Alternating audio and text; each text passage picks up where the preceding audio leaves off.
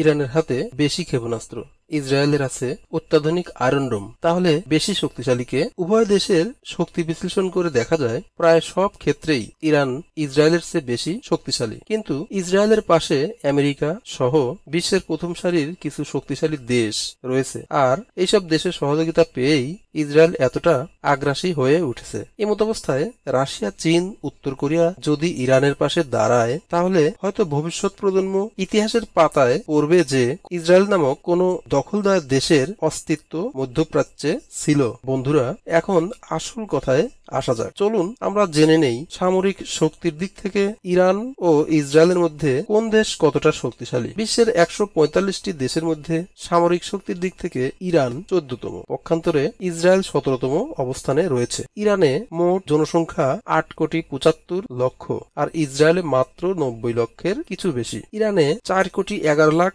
লোক সামরিক চাকরির জন্য উপযোগী, কিন্তু ইসরায়েলে মাত্র 31 লাখের কিছু উপরে। ইরানে মোট সেনা সংখ্যা 11,80,000, যেখানে ইসরায়েলে রয়েছে 6,70,000। সক্রিয় সৈন্য সংখ্যা ইরানে 6,10,000 আর ইসরায়েলে 1,70,000। রিজার্ভ মিলিটারি ফোর্স ইরানে 3,50,000, পক্ষান্তরে ইসরায়েলে 4,65,000। এক্ষেত্রে ইসরায়েল এগিয়ে থাকলেও ইরানে আধা সামরিক বাহিনী রয়েছে 2,20,000, যেখানে ইসরায়েলে মাত্র 35,000। ইরানে এয়ার ডিফেন্সের লোক আছে 42,000, বিপরীতে ইসরায়েলে আছে 89,000। স্থল সেনা রয়েছে ইরানে 3,50,000 আর ইসরায়েলে 5,26,000। নৌবাহিনীর সদস্য ইরানে 18,500 আর ইসরায়েলে 19,500। এবার বিমান শক্তির দিকে আমরা যদি আসি, ইরানে বিমান বাহিনীর কাছে 551টি বিমান সংরক্ষিত আছে, যার মধ্যে সক্রিয় 358টি, আর ইসরায়েলে 612টি বিমান সংরক্ষিত আছে, যার মধ্যে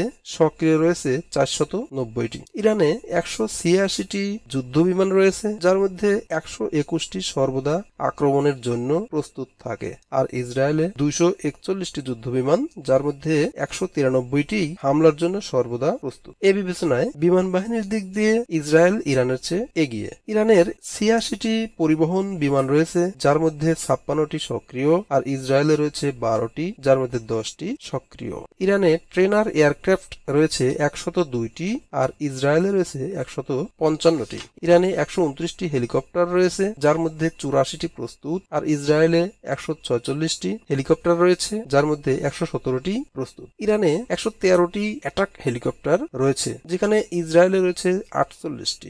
ইরানে রয়েছে 1996টি ট্যাঙ্ক, যার মধ্যে 1397টি যুদ্ধের জন্য সর্বদা প্রস্তুত। ইসরায়েলের 1370টি ট্যাঙ্ক, যার মধ্যে 1096টি আক্রমণের জন্য প্রস্তুত। ইরানে মোট 65,765টি সামরিক যান রয়েছে, যার মধ্যে 46,000-এর বেশি সক্রিয়। ইসরায়েলে 43,407টি সামরিক যান, যার মধ্যে 34,736টি সক্রিয়। ইরানে স্বচালিত আর্টিলারি 580টি, যার মধ্যে 446টি সক্রিয়। ইসরায়েলে 650টি স্বচালিত আর্টিলারি, যার মধ্যে 540টি আক্রমণের জন্য প্রস্তুত। ইরানে টৌড আর্টিলারি 2050টি, আর ইসরায়েলে মাত্র 300টি। ইরানের আছে 775টি multi launcher rocket system MLRS, আর ইসরায়েলের মাত্র 150টি মাল্টি লঞ্চার রকেট সিস্টেম। আমরা যদি নৌবাহিনীর কথা বলি, ইরানের রয়েছে মোট নৌসম্পদ 101টি, আর ইসরায়েলের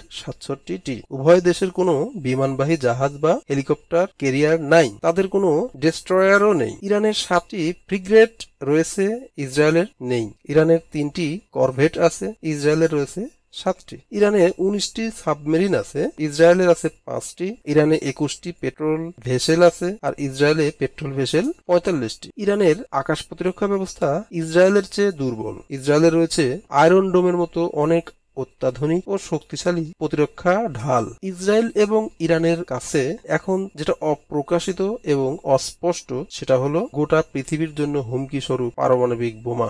আমাদের প্রতিবেশী ভারত এবং পাকিস্তান সহ বিশ্বের বিভিন্ন শক্তিধর দেশে এই ভয়ঙ্কর অস্ত্রটি রয়েছে, যার একবার ব্যবহার হলে পুরো পৃথিবীটা ধ্বংসের মুখে পড়বে। ইরান এবং ইসরায়েল স্পষ্টভাবে স্বীকার না করলেও বিশেষজ্ঞদের ধারণা উভয় দেশেই পারমাণবিক বোমা রয়েছে, যার ব্যবহার হলে যুদ্ধের পুরো হিসেব নিকেশ পাল্টে যাবে। ইরানের বন্ধুরাষ্ট্র রাশিয়া, চীন, উত্তর কোরিয়া সামরিকভাবে মধ্যপ্রাচ্যে ততটা সক্রিয় নাই, কিন্তু ইসরায়েলের পাশে আছে যুক্তরাষ্ট্র, যুক্তরাজ্য সহ বিশ্বের বেশ কিছু শক্তিধর দেশ, যাদের সামরিক উপস্থিতি মধ্যপ্রাচ্যে উল্লেখ করার মতো। নিয়মিত তারা ইসরায়েলকে সামরিক সরঞ্জাম দিয়ে সহযোগিতা করছে। এখন রাশিয়া, চীন, উত্তর কোরিয়া যদি একইভাবে ইরানের দিকে সহযোগিতার হাত বাড়িয়ে দেয়, তাহলে পৃথিবীতে তৃতীয় বিশ্বযুদ্ধ বেঁধে যাওয়া সময়ের ব্যাপার মাত্র। ধন্যবাদ।